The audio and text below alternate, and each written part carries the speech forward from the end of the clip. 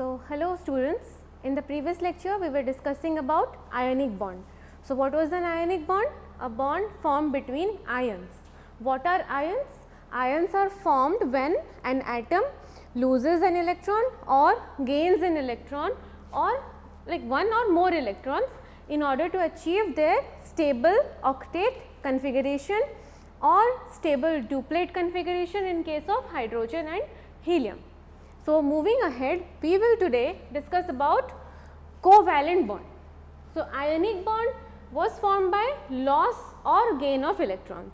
Covalent bond is formed by sharing of electrons. To understand covalent bond, let us start off with a story.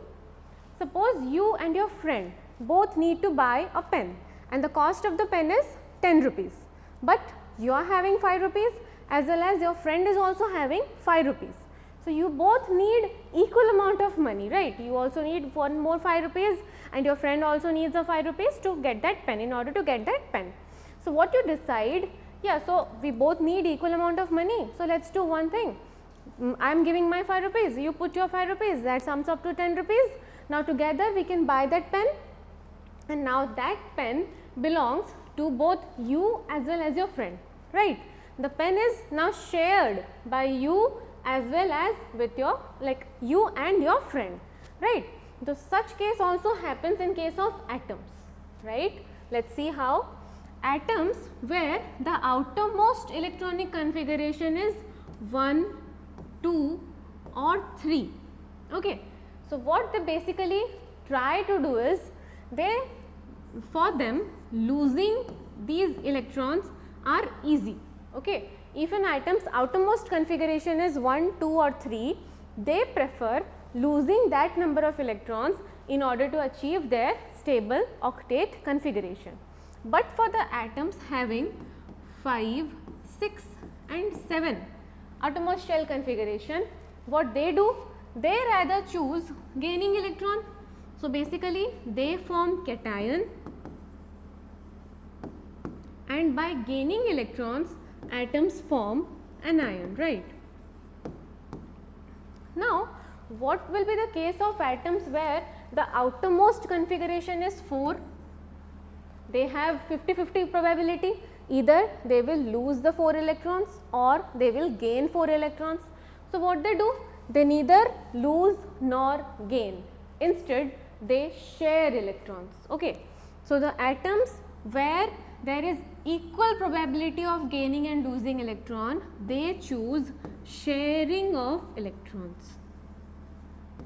Now, both the atoms, suppose an atom A shares its electron with atom B, they share suppose 1 pair each.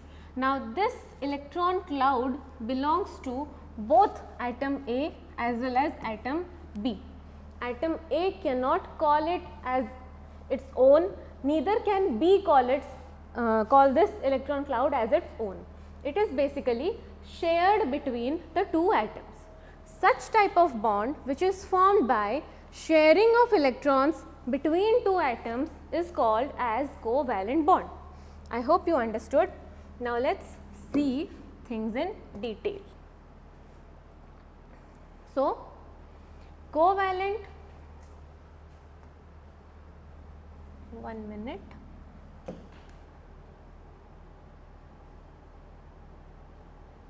Right. So, in ionic compounds, the electrons are transferred between atoms of different elements to form ions, but this is not the only way that compounds can be bonded. Atoms can also make chemical bonds by sharing electrons equally between each other. Such bonds are called as covalent bonds. Covalent bonds are formed between two atoms when both have similar tendency to attract electrons to themselves, right. Like we have discussed, you were having 5 rupees, your friend was also having 5 rupees. Now, you need a pen costing 10 rupees. You both are in the equal scenario where you are also having the same amount of money or you are also deficit of the same amount of money and your friend is also deficit of the same amount of money. So, neither of you are ready to compromise. In that case, what you choose? Sharing. Same is the case with atom. If an atom is having, suppose 4 electrons, another atom is having 4 electrons and they need to acquire an octet, neither of them will compromise. None of them will give its pair of electron or take up another pair's electron, another atom's electron. What they will choose? They will rather choose sharing of electrons between themselves. Basically, they have equal tendency of attracting electrons, right?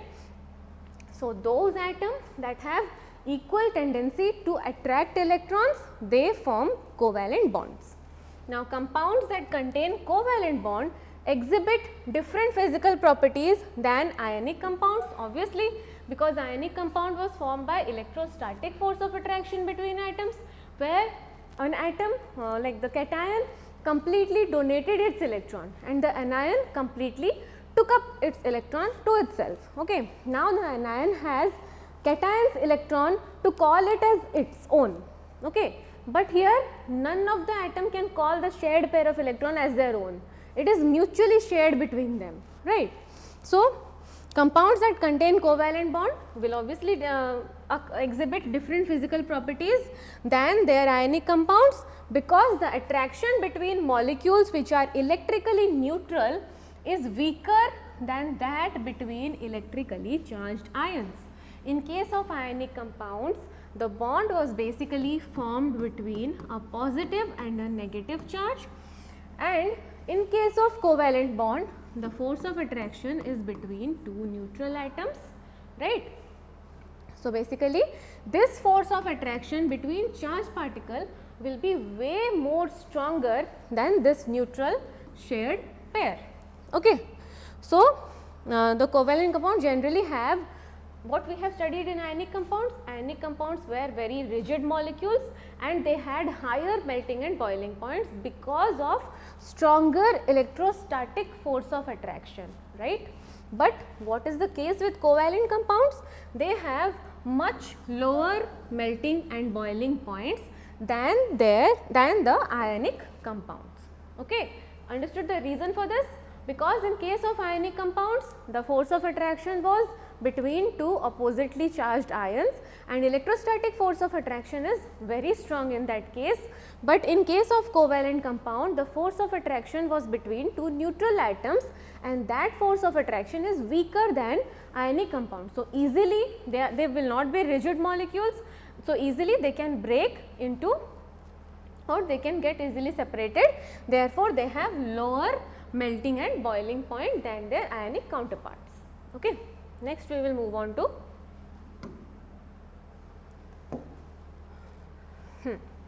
in fact, many covalent compounds are liquid or gases at room temperature.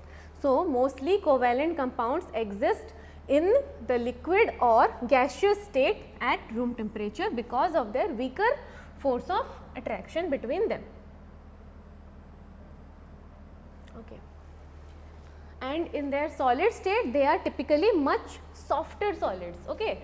They are very much softer solids than ionic compound, again the reason being the same, weaker interaction between atoms. Now, furthermore, whereas ionic compounds are good conductors of electricity, why? Because in their liquid state, or they were when they were dissolved in solution, when ionic compounds were made to put into solution, what happened? Their ions got separated and due to the movement of ions there was conduction of electricity as well as heat. Hence, ionic compound served to be good conductors of heat and electricity. But in case of covalent compounds, they are neutral particles, okay, neutral atoms basically. So, therefore, they are poor conductors of like when dissolved in water, most covalent compounds are insoluble in water. Since they are electrically neutral, they are poor conductors of electricity in any state, because suppose a bond is formed between A and B, when they are dissolved in water, they do not separate into ions, okay. There in case of ionic compound, what was happening? There was a difference in charge between them, okay. So, when we dissolved it in water, they basically got separated into their respective ions, but here they have similar tendency of attracting the electrons in the bond. Therefore, in their liquid state or when they are put to solutions, they do not separate into, they do not form ions. Due to the absence of ions, there is no conduction of electricity in any state. Okay. So, this was basically all about covalent bond. Now, let us see how covalent bonds are formed. Okay. Formation of covalent bonds. Second.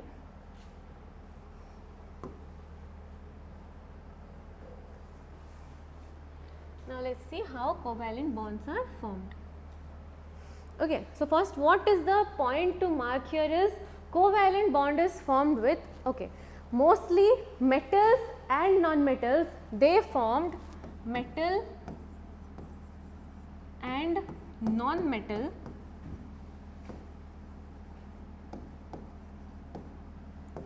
formed ionic bond. Okay. An ionic bond was formed between a metal and a non-metal, because metals are those atoms which have tendency to lose electrons, non-metals are those which have tendency to gain electrons. So, metal after losing electrons they formed cations, and non-metals after gaining electron they formed anions. After the formation of a cation and an ion, there was electrostatic force of attraction between them and hence resulted in the ionic bond formation. But here what happens, we have similar tendency of atoms, like atoms have similar electron attracting tendency. So, basically similar type of atoms form this kind of bond. So, this covalent bond is formed mostly between non-metals. Covalent bond is formed mostly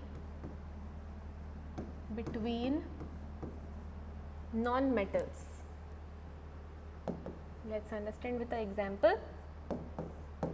Let us take up example of hydrogen. Okay. We know in normal state hydrogen exists as H2 in a gaseous state. So, how basically H2 is formed, right. So, the electronic configuration of one hydrogen atom is 1s1, that of another will be the same 1s1. So, hydrogen atom is having one electron. If I consider that dot, I replace that dot with a cross, then hydrogen atom has one electron, this hydrogen atom also has one electron. So, this hydrogen atom, suppose hydrogen atom 1, this is hydrogen atom 2. So, I am saying hydrogen atom, first hydrogen atom is in need of one electron and the second hydrogen atom is also in need of another one electron. So, basically what they will think, why to go in search of electron somewhere else when I am having another hydrogen atom beside me, why not I share electron with this, right. So, the same will be the case with the second hydrogen atom also, they will share their electron pair in between them. This hydrogen atom will donate its one electron, this hydrogen atom will also put its one electron at stake, and what they will do, they will basically form a covalent bond by mutual sharing of these electrons and they will form one electron pair. That electron pair now belongs to both this first hydrogen as well as this second hydrogen. This hydrogen atom cannot call this entirely as its own, and this hydrogen atom also cannot call this pair of electron entirely as its own. This is rather shared equally by two atoms having same equal tendency to attract the electrons towards itself. They were having similar need for electron, therefore, they basically shared that deficient amount of electron among themselves, right. This is how covalent bond resulted. Now, we can take up another example also, suppose Cl2, okay. Chlorine. What happens? Chlorine atoms, atomic number is 17, configuration 1s2, 2s2, 2p6, 3s2, 3p5. Okay. So, in the outermost shell it is having 5 electrons and it requires 6 electrons. 2p has a maximum capability or capacity of occupying 6 electrons, right. So, this chlorine atom is in need of one more electrons. So, if I write the electron dot structure for chlorine, again replacing dots with cross, it will have 3 pair and 1 unpaired, right? Another chlorine atom, scenario will be same, 3 paired, 1 unpaired, both require 1 electron each. So, they will share this electron pair among themselves. Now, this electron cloud will be belonging to both the chlorine atoms. Now, see, these two singly paired electron are taking part in the bond formation, right? They are taking part in the bond formation. So, I can represent there is one bond between these chlorine atoms. Now, chlorine is left with one chlorine atom is left with 3 pair of electrons that are not participating in the bond formation, right? Remember this, similar to that we have studied in ionic compound. These pair of electrons are not taking part in bond formation. Therefore, they are staying alone, okay? They are alone or they are not taking part in the bond formation. From this we derive a term called lone pair of electrons. Lone pair of electrons. The electron pair that do not take part in chemical bonding are called as lone pair of electrons. So, I can say as chlorine is taking part, only 1 electron of chlorine is taking part in bond formation, the other 3 pair of electrons, they are just the spectator, they are not directly involved in the bond formation. Therefore, they are called as lone pair of electrons, and chlorine is having 3 lone pair of electrons with it, okay. In case of hydrogen, there was no lone pair of electron. So, chlorine is having 3 lone pair of electron, hydrogen is having 0 lone pair of electron. Now, if I see oxygen and nitrogen, okay. First we will see oxygen, then we will take up nitrogen. So, oxygen's atomic number is 8, its electronic configuration will be 1s2, 2s2, 2p, 2p4, okay. So, if I am writing one oxygen atom and trying to draw its Lewis dot structure, it will be 1, 2, 3, 4, right. So, basically I can pair 2 electrons, one second.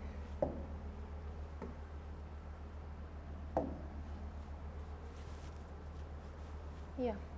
So, basically in oxygen atom 1 electron is paired, the other 2 unpaired, right. Now, here it is 2 electrons are unpaired and 2 electrons are paired. Now, this will form bond with another oxygen atom, this will form bond with another oxygen atom, and 1 lone pair will be left on each oxygen atom. In case of P, its valence shell consists of 2s and 2p, this is the outermost shell. So, another lone pair of electron is also present on oxygen atom. So, in case of oxygen, there will be 2 double bond between oxygen atom and 2 lone pair of electrons, or the pair of electrons not participating in bond formation. So, basically oxygen will have 2 bond pair of electron pair and 2 lone pair on each oxygen atom.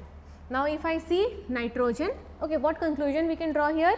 Oxygen has a capacity to form 2 bonds and 2 lone pair, okay. In case of nitrogen, the atomic number is 7, its electronic configuration 1s2, 2s2, 2p3 excuse me. So, 1s2, 2s2, 2p3. Nitrogen is having outermost shell configuration, again 2s is also belonging to outermost shell only, the second orbit, right. So, 1 pair of electrons, 3 unpaired electrons, same goes with another nitrogen, 1 lone pair, 3 unpaired electrons, 1 bond, again another bond to fulfill its octet. So, nitrogen basically can form 3 bonds and 1 lone pair of electron, okay. So, this was the formation of oxygen and nitrogen. This puts an end to the covalent bond, or the basic information about the covalent bond. We will be dealing with covalent bond further in the upcoming lectures. Thank you.